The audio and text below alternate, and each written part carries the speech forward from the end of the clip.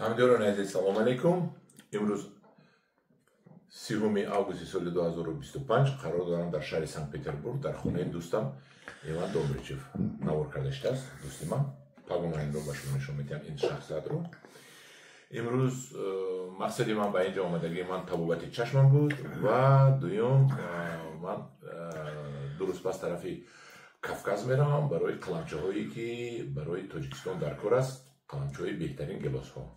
حاضر من از مغازین دو تا نوک گرفتم، دو خیلی نوک گرفتم. نوک رو ببینید در مغازین ممکن این نوک رو هیچ که نمیخرد، افتش رو ببینید چقدر بیزید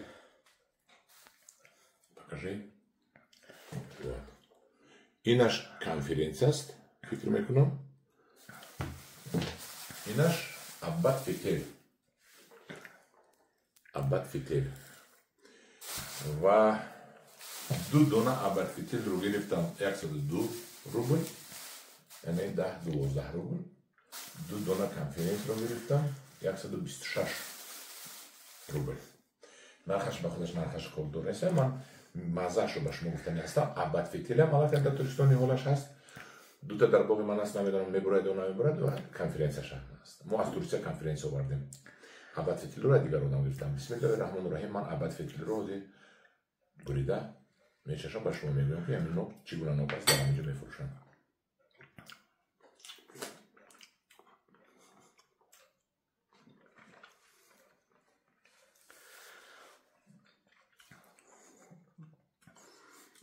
حتما باید در تاجیکستان باشد اینو، حتما، چون نون به مزه است که یکون گپ نیست، به مزه است.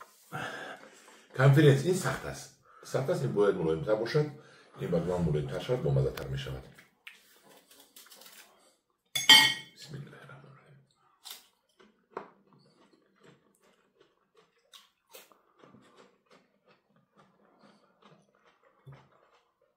این هم با مزه است. اصلا که این سبز است، این باید کمتر زرد شود، خیلی شده، بعدم خیلی با مزه میشه.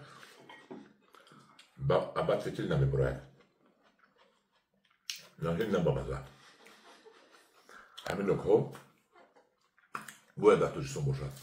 اما همینش نوک های تاجیکستان با مزه است. خصوص نوک پلو لاسکو یک طرفش سرخ در دهنتون پر آب میشد، پر شکر میشد. روان برید اینی مزه رو دارد، حتی میگذاروند. هم داریم عزیز من.